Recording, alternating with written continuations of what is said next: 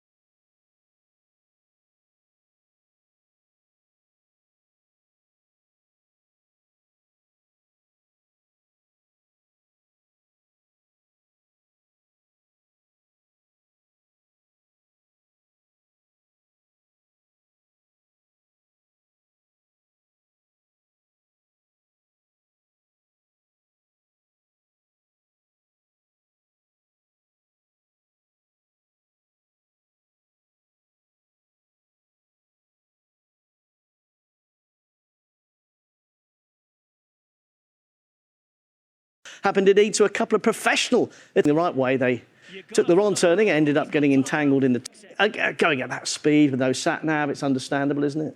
well, despite the marshals pointing them in the next direction. It was just a blur, the marshal, going so fast, weren't they?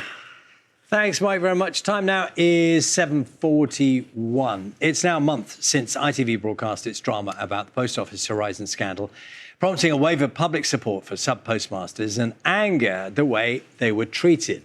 While the false accusations of theft and fraud have stopped, running a community post office and turning a profit remains very hard. Our correspondent Coletta Smith has been finding out what life is like behind the counter at the moment. Who's next, please? Who's next, please? Who's next, please? Right across the UK, those running post offices are facing an uphill battle. In the village of Comrie in Perthshire, Marlene runs the post office and the shop. So that's my terminal, my keyboard, which is where I do the majority of the work. I've got my post bags here. I've got a coffee machine. We sell mobile phone top-ups. But she's struggling to make any money at all. There is no basic salary. We're paid per transaction. The amount that we get to sell a first-class stamp is 6p. So think how many first-class stamps you're going to have to sell. After 5 years of blood, sweat and tears, Marlene's put this place up for sale, but she's not hopeful. I'm never going to sell this place. That's the reality of it, you know. Would you buy a post office? No? Because I certainly wouldn't.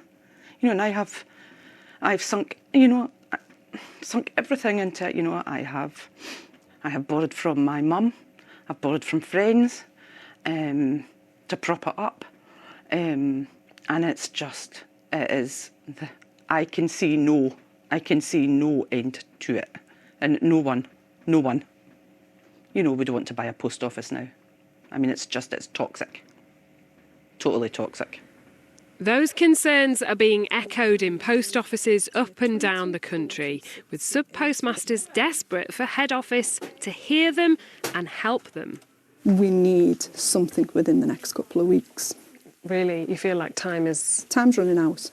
Yeah, time's definitely running out. for you to survive as a business? For me to want to.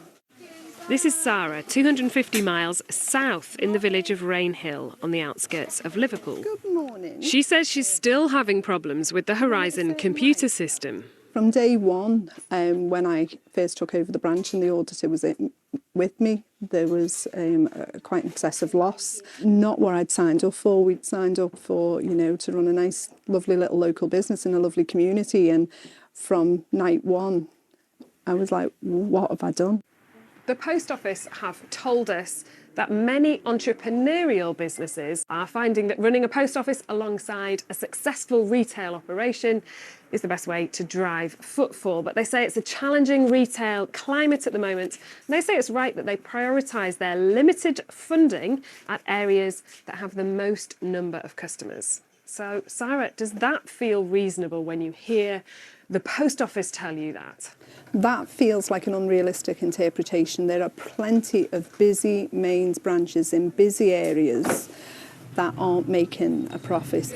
Travel another 260 miles further south and we're on the edge of Dartmoor, where they're taking a very different approach to make the post office work. And this is the Ashburton Post Office van that serves the rural communities of Dartmoor.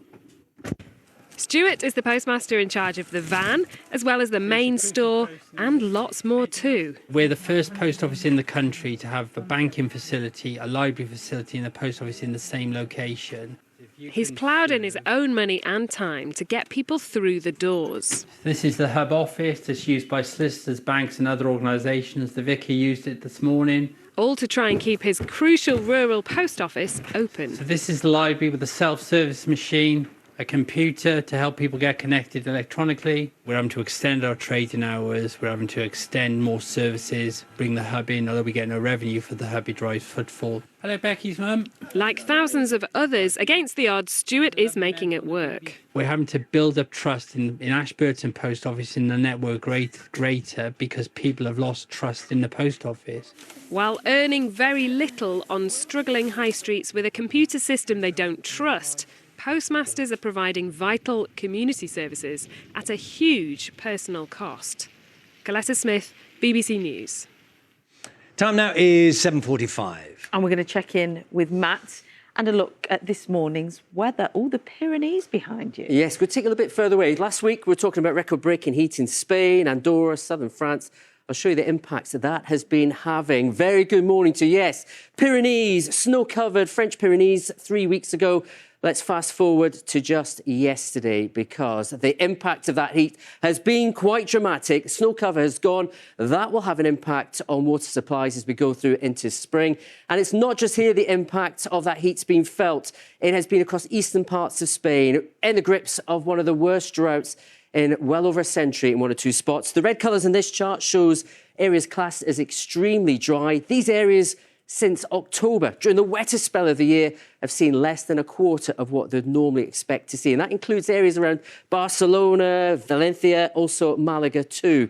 And the impact on the water supplies has been drastic. This dam in northeast Spain really tells the tale. Water capacity has dropped drastically. And in those big tourist areas of Catalonia, Murcia and also Andalusia, we've got water capacity well below 20%. But worst of all, the province of Almeria, where critical levels of water infrastructure there now. And why does that matter to us? Well, we get a lot of our cucumbers, tomatoes from this part of the world. And if you're heading off to Spain this summer, there are talks of even more water restrictions in places like Barcelona, Malaga and Seville. One we'll certainly be watching. And certainly no rain in the forecast there over the next week. Full as ever, it will then be available on iPlayer. Time now to get the news, travel and weather where you are.